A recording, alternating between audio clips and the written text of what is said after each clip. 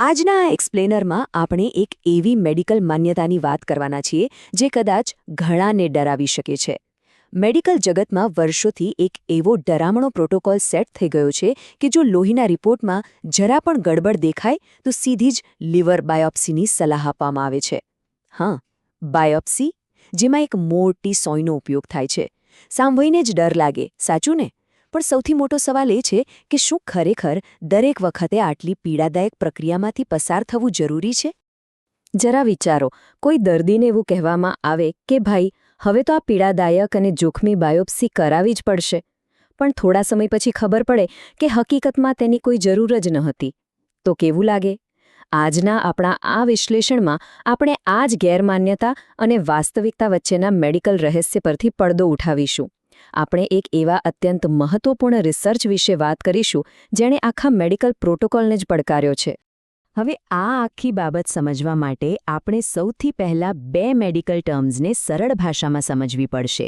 પહેલી ટર્મ છે ANA, એટલે કે એન્ટી ન્યુક્લિયર એન્ટીબોડીઝ. આને આપણે આપણા લોહીમાં રહેલા એક અત્યંત સંવેદનશીલ સ્મોક ડિટેક્ટર તરીકે માની શકીએ. ઘણીવાર ઘરમાં કોઈ મોટી આગ ન લાગી હોય, માત્ર રોટલી થોડી બળી ગઈ હોય તો પણ સ્મોક ડિટેક્ટર વાગી ઉઠે છે. ANAનું પણ બરાબર એવું જ છે. એ એલાર્મ વગાડે છે, પણ એનો અર્થ એ નથી હોતો કે શરીરમાં ઓટો ઇમ્યુન બીમારીરૂપી કોઈ ભયંકર આગ લાગી ગઈ છે. બીજી અગત્યની ટર્મ છે ALT, એટલે કે એલેનિન એમિનોટ્રાન્સફરેઝ. એકદમ સીધી ભાષામાં કહીએ તો આ લોહીમાં લિવર સ્ટ્રેસ દર્શાવતું માપ છે. જ્યારે લિવર તણાવમાં હોય અથવા કોઈ કારણસર તેને નુકસાન થઈ રહ્યું હોય, ત્યારે લોહીમાં ALTનો આંકડો વધવા લાગે છે. આગળ આપણે જે રિસર્ચ ડેટાની વાત કરવાના છીએ તેને સમજવા માટે આ આંકડો ધ્યાનમાં રાખવો ખૂબ જ જરૂરી છે. તો દાયકાઓથી મેડિકલ ક્ષેત્રમાં એક ડરાવણી સિસ્ટમ ચાલી આવી છે. સિસ્ટમ કંઈક એવી છે કે જો કોઈ દર્દીનું ALT વધારે હોય અને પેલું ANAનું સ્મોક ડિટેક્ટર વાગે, એટલે કે રિપોર્ટ પોઝિટિવ આવે, તો સીધી જ બાયોપ્સી, કોઈ બીજી શક્યતા વિચારવામાં જ નહોતી આવતી. પેલું સ્મોક ડિટેક્ટર વાગ્યું અને લિવરમાં થોડો તણાવ દેખાયો એટલે તરત જ સોય વડે લિવરનો ટુકડો કાઢવાની પ્રક્રિયા શરૂ. પરંતુ સારી વાત એ છે કે આ પરંપરાગત પદ્ધતિને હવે એક બહુ મોટા અભ્યાસે પડકારી છે. વર્ષ 2019થી 2024 વચ્ચે હાઇડલબર્ગ યુનિવર્સિટી હોસ્પિટલ દ્વારા એક ગ્રાઉન્ડ બ્રેકિંગ રિસર્ચ કરવામાં આવ્યું. આ રિસર્ચમાં 313 દર્દીઓના પૂરા 5 વર્ષના ડેટાનો ઝીણવટપૂર્વક અભ્યાસ થયો. આ રિસર્ચ પાછળનું મુખ્ય ઉદ્દેશ્ય બસ એ જ જાણવાનો હતો કે શું ખરેખર આ બધી બાયોપ્સી કરવી જરૂરી હતી. અને આ રિસર્ચનું જે ફિલ્ટ્રેશન છે ને, તે ખરેખર કોઈ ડિટેક્ટિવ સ્ટોરી જેવું જ છે. શરૂઆતના 1095 સ્ક્રીનિંગમાંથી ધીમે ધીમે ફિલ્ટર કરીને 313 દર્દીઓનો એક ચોક્કસ સમૂહ તૈયાર કરવામાં આવ્યો.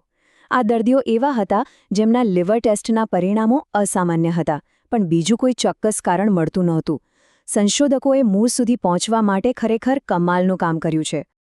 હવે પ્રશ્ન એ થાય કે ડોક્ટરો આટલી બધી ઉતાવળ કેમ કરતા હોય છે? તો એની પાછળનું મુખ્ય કારણ એક ખલનાયક બીમારીને શોધવાનું છે, જેનું નામ છે ઓટોઇમ્યુન હેપેટાઇટિસ, અથવા શોર્ટમાં કહીએ તો AIH. આ એક દુર્લભ પણ ગંભીર લિવરની બીમારી છે. તેની માત્ર બ્લડ ટેસ્ટથી પકડવી મુશ્કેલ હોય છે. એટલે જ ડોક્ટરો ટિશ્યુ બાયોપ્સી કરાવવાનો આગ્રહ રાખતા હોય છે. કારણ કે જો આ બીમારી હોય તો પછી આખી જિંદગી રોગપ્રતિકારક શક્તિ ઘટાડતી ભારે દવાઓ લેવી પડે છે. પણ હવે આવે છે આખી વાતનો સૌથી ટર્નિંગ પોઈન્ટ. સંશોધકોએ એવા દર્દીઓના સમૂહ પર વિશેષ ધ્યાન આપ્યું જેમનું લિવર સ્ટ્રેસ, એટલે કે ALT લેવલ વધેલું તો હતું, પણ તે 101 યુનિટ પર લિટરની નીચે હતું, જેને આપણે હળવો લિવર સ્ટ્રેસ કહી શકીએ. અને હકીકતમાં આ એ જ સમૂહ છે જ્યાં ડોક્ટરો અને દર્દીઓ વચ્ચે સૌથી વધુ મૂંઝવણ ઊભી થતી હોય છે. અને અહીં રિસર્ચનો પહેલો ચોંકાવનારો આંકડો સામે આવે છે. માત્ર 9%. આ હળવા લિવર સ્ટ્રેસ અને પોઝિટિવ NA સ્મોક ડિટેક્ટરવાળા દર્દીઓમાંથી માત્ર 9% જેવા નીકળ્યા જેમના લિવર ટિશ્યુ ખરેખર એ ગંભીર બીમારી સાથે મેળ ખાતા હતા. વિચારો, બાકીના 91% લોકો માટે પેલું સ્મોક ડિટેક્ટર માત્ર ને માત્ર એક ખોટો અલાર્મ જ હતો. અને આનાથી પણ મોટો બોમ્બ તો હવે ફૂટે છે. માત્ર 3.8%. હા, 78 દર્દીઓના આ ચોક્કસ સમૂહમાંથી માત્ર 3 જ વ્યક્તિઓ એવી હતી જેમને ખરેખર લાંબા ગાળાની સારવારની જરૂર પડી.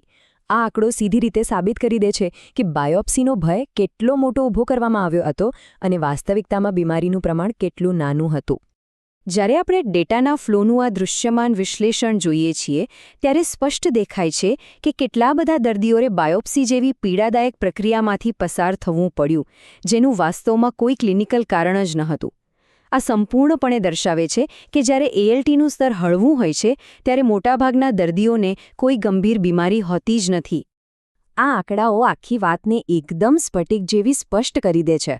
હળવા ALT કેસોમાં 96%થી વધુ કેસોમાં કોઈ લાંબા ગાળાની સારવારની જરૂર જ ન પડી. આ તો એ જ વાત થઈ કે માત્ર બળેલી બ્રેડના ધુમાડાથી સીધી ફાયર બ્રિગેડ બોલાવી લેવી અને આખું ઘર તોડી નાખવું. આ દર્શાવે છે કે ઘણા કિસ્સામાં બાયોપ્સી કરવી કેટલી બિનજરૂરી હતી. તો હવે એક મોટો અને સ્વાભાવિક પ્રશ્ન ઊભો થાય છે.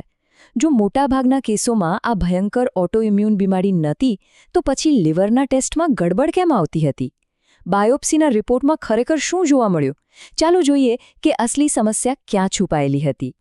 અને અહીં ખબર પડી કે સાચા ગુનેગારો તો કંઈક બીજું જ હતા.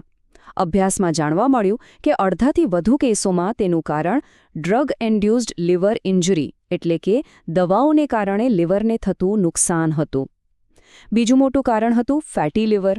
અને સૌથી આશ્ચર્યની વાત એ છે કે ઇબુપ્રોફેન જેવી સામાન્ય પેનકિલર દવાઓ જે રોજબરોજના દુખાવામાં લેવાતી હોય છે તે આમાં મુખ્ય શંકાસ્પદ તરીકે સામે આવી. એટલે કે બીમારી કોઈ મોટી ન હતી, માત્ર સામાન્ય દવાઓની આડઅસર હતી.